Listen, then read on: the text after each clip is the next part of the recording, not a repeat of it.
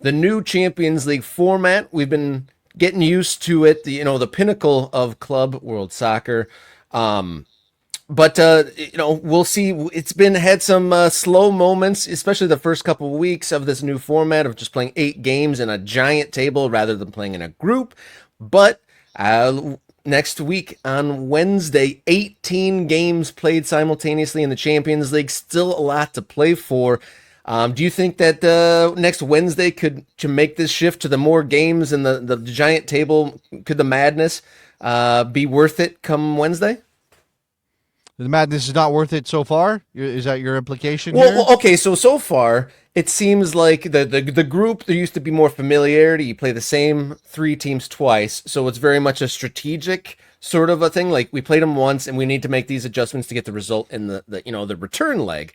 But the league play is just kind of 7 random opponents seemingly, and then now there's a whole lot of teams competing for the promotion or the advanced places. It seems a little bit more random. And do you think that next week's excitement on Wednesday will prove this extra game open league format? Do you think it'll be worth it come the madness on Wednesday? No, I think it's already been worth it. I mean, you call it random. I don't think it's random. I mean, it is sort of a random draw in the sense that It's not it's not balanced and even or whatever. I grant the old groupings never used to be exactly even, obviously, but not everyone's playing the same teams now.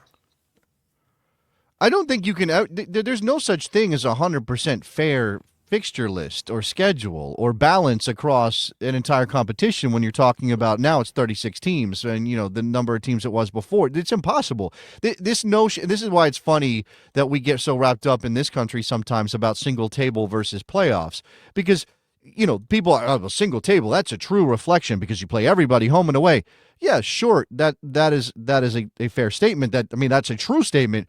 But, injuries happen, international breaks happen, coaching changes, everything. There are so many variables in the mix that to imagine that that everybody has the exact same challenge is ridiculous. It's not the same challenge.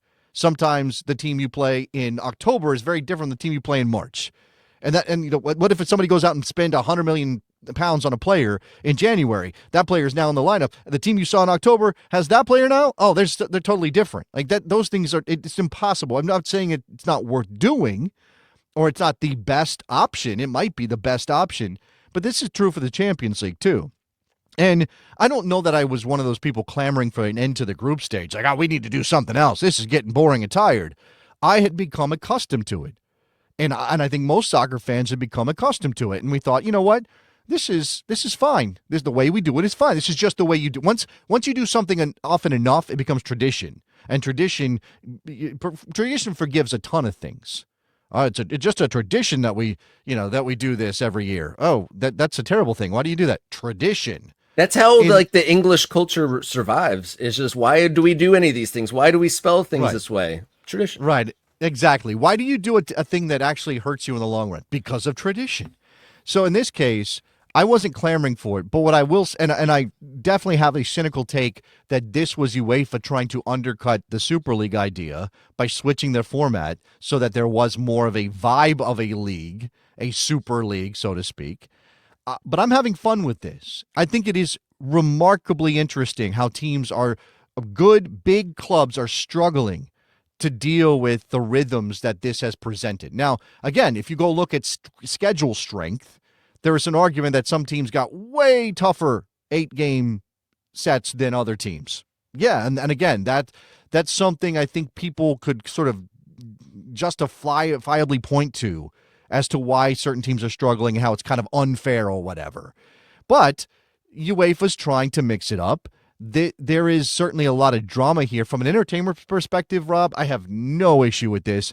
Again, I don't know how we're possibly going to be able to follow 18 games at the same time next week, but it's going to be one of the great moments in modern sports history that this is all happening at the same time. There's nothing like it. Like, there are one-off games, Super Bowl, Champions League finals, those kind of things. But to have something like this, I compared it to the NCAA basketball tournament. But it's not even that, because those games are staggered and they're happening all over the country. And, I don't know. It's fascinating. We're going to see what this brings, but I'm very much looking forward to it. Do you think that the host of the Galazzo show is head is actually going to explode because they have their work cut out for them when they're covering like 6, 8 games at the same time, and and the NFL Red Zone had like the Octabox where they show like 8 different teams on the screen. How do you possibly get all this? Would they have? I wonder if they'll have multiple channels with like 8 viewing Yeah, I panes don't know. I on don't know how them. they're handling this. Nico Cantor got married and was not available for this last round, and so Chris Whittingham, I'd call a friend of mine, Chris Whittingham. You know him from Apple TV, calls MLS games, formerly of the Dan Lebitard Show.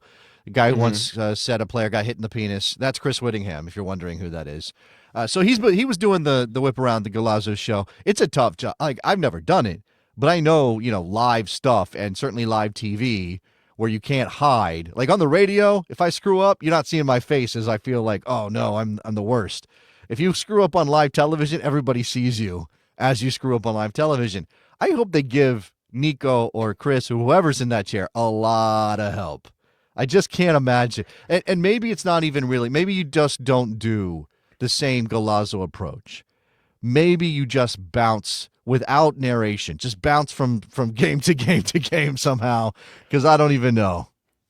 I mean, just go, just keep just cutting. Just directors just pushing it all. I mean, here's a goal, here's a goal, here's a goal, here's. I mean, that the reason that there, and then Chris in this case and Nico normally are guiding us. Oh, let's go to Girona, where Girona's facing off against whoever, and here's a goal or whatever. And then sometimes they'll just be cuts to various games when no goals are happening. We're caught up on goals, so let's just go to a game, and then there's a couple of minutes of listening in on that game, and then they have who's in the other chair there with him giving the analysis. I'm gonna blank Uh, on it. My apologies. he's got a hyphenated last name, English guy. He used to play for QPR with Sean Wright Phillips. Nigel Yeah, Rio Coker. Nigel Real Coker. There you go. Thank you very much. See, I knew you would get there eventually because I We couldn't got remember there. Nigel's name. Before we have to move on, though, I do want to highlight that there's about 8 teams that could slide in or out of the next round here, and I got to say, next Wednesday's game, Manchester City might be the most highly interested, most interest in a Club Bruges game that there's probably ever been. Man City taking on Club Bruges, and Bruges could fall out, or Brugge, whatever, however you say it, it could fall out if It's both. Manchester City beat them. So that's probably the highlight. But I mean, there's countless possibilities to what happens next Wednesday. What do you think? Can the Belgian side, provide another shock? I mean, they are 5 places higher, but just only 3 points ahead of Manchester City. Is the Manchester City, downfall finalized by falling out of the Champions League next week? Well, I mean, I think there are a lot of people who dine on Schadenfreude when it comes to Manchester City, who would be happy to see them miss out on the next round of the Champions League, and then would certainly mark that as a moment that is a marker of their decline, I guess. We don't know about the charges that whether they're going to be any punishment for City. They just spent, I think, 126 million pounds in the January transfer window, so they don't seem to be too bothered by the possibility that they could be hit with a big penalty and maybe even be sent down a division. That doesn't seem to be a thing right now. I think that the smart money is on Manchester City seeing off Club Brugge in Manchester and making it into the next round. But the fascinating part after that is who they draw in the playoff round, because you have to play home and away before you go into the round of 16, because the top 8 qualify automatically, and then we get the other 8 from those teams that are in 9 to 24 in the table. Look, I think Brugge is capable, and they've shown that they're not pushovers in this tournament. They've only scored 6 goals in 7 games, though. And so, it's really hard to imagine, unless they just lock things down and hold Manchester City to a 0-0. It's really hard to imagine Brugge doing a ton to slow down City's attack. So, but City hasn't won in the Champions League since October 23rd when they beat Sparta Prague 5-0. So that really is insane when you just like spell out just what is happening to Pep Guardiola and Manchester City.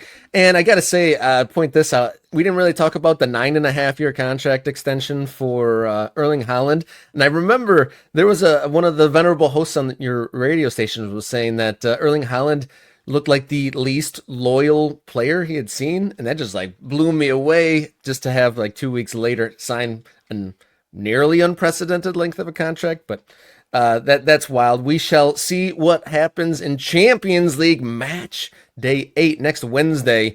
Looking like a it is a what do you call it? An unprecedented Champions League day next week. Be sure to click on the subscribe button if you haven't already. We are on the path to 1,000 subscribers.